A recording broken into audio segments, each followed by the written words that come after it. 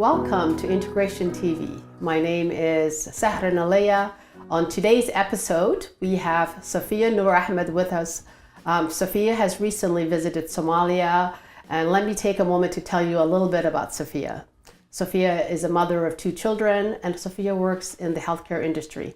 Safiya, I'm so glad you're here with us. I think from when it comes to feeding young children, especially babies, I think I heard you say, correct me if I'm wrong, that it's really important that, children are being breastfed and that, the community rallies around that in Somalia and supports mothers to continue feeding their children.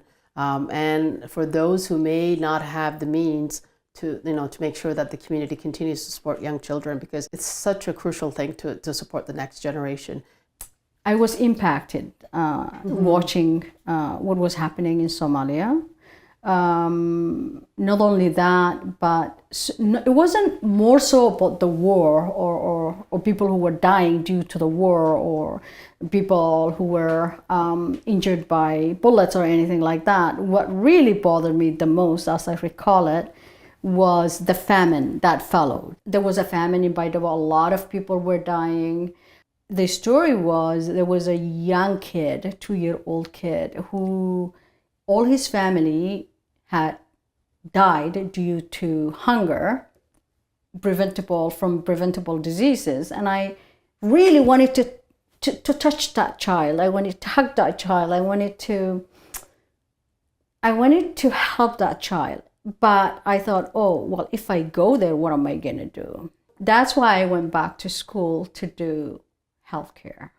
That's why I changed, because I had a commerce degree at the time. So I went back to school another 5 years to do schooling. And since I've been so in that road of trying, one day I'm going to use the skills I've gained to support the next child. So what was needed was education. This time it wasn't an equipment, it wasn't anything else. It was research was showing large number of our kids, like almost 27%, are stunted, meaning that they're not meeting the height and the weight of any other child.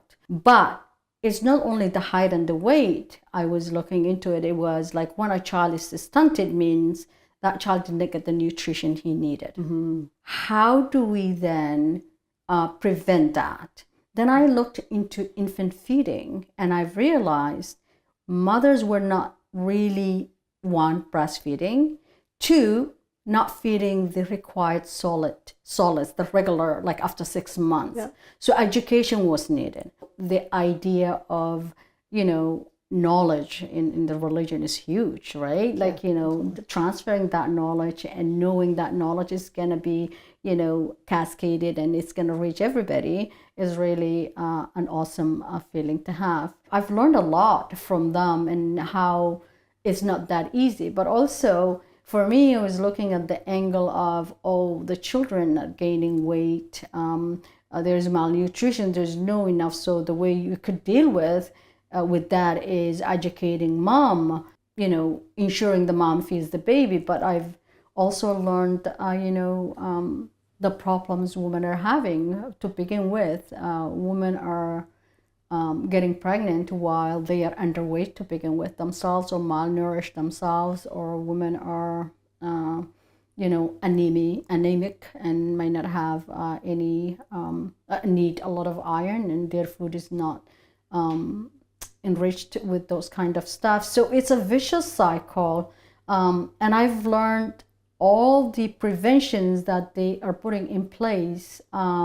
So in the circumstance that they're in. So it was really great learning from both ways. Like I learned from them and they learned from me. So a hooyooyinka Somali dalaan in this city, what's the average? Like 5, 6, 7? In average, Somali mother, in average, this village, it is up to 5 to 6 children. 5 to 6 children? Yeah. Wow. And you guys help them with all the children usually? They come back? Yeah, come back. Wow. Yes, okay. Regularly. They come back regularly. Okay, great. Thank you. Okay. It is interesting. I came to know Holland actually after she started the TV, and it's especially after she was doing it with Rogers, I think, or from the get-go, like, you know, I said, wow, we really needed someone to talk about,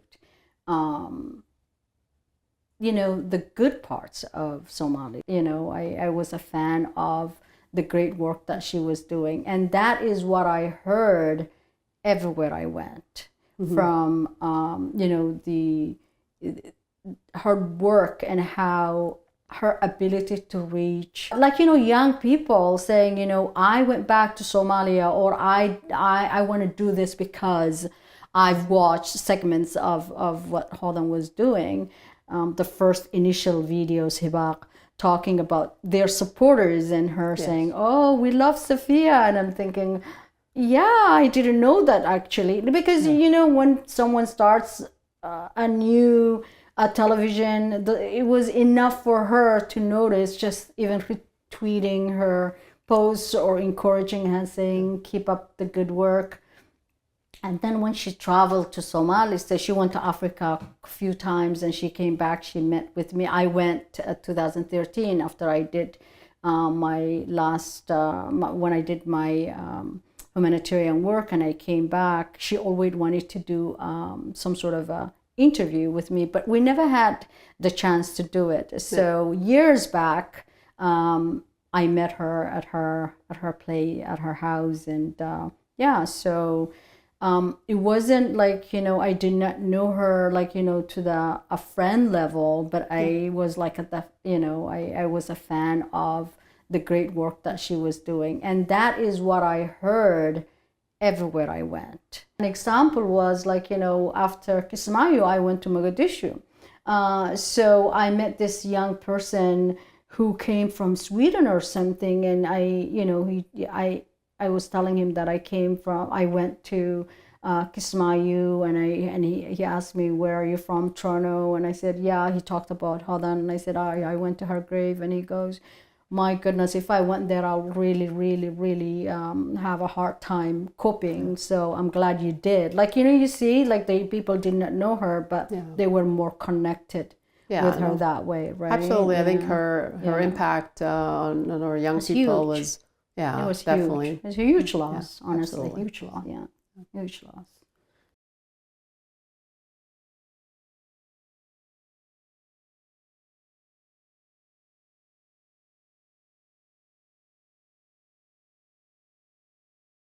Just curious for you though, like, you know, here you went to Somalia to empower other healthcare professionals on things they can do to support better infant feeding or child feeding.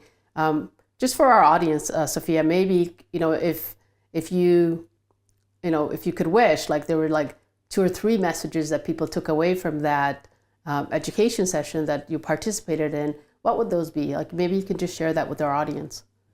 You know, looking at where Somalia is at and what it went through, I'm actually happy it is where it's at.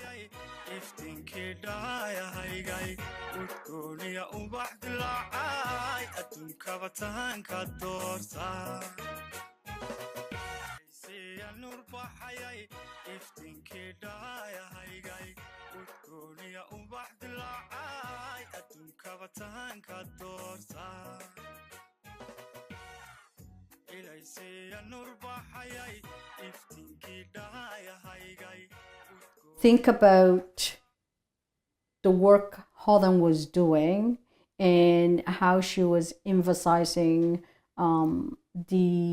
what was it, her phrase that she used to say, what was it? She had a phrase that I can't remember. Sometimes she used to say Nagskadig. That one, Nagskadig,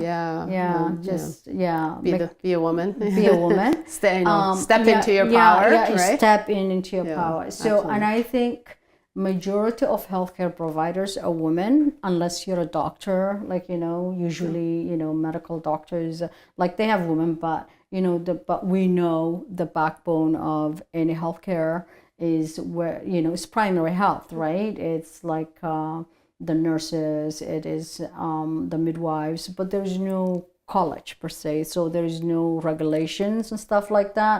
So, but whatever they know, whatever knowledge that they have, people need support from us. I don't think we should be thinking big thing. Even like sometimes when I tell people, you know, you could support, like you don't have to be a healthcare provider to support. Yeah.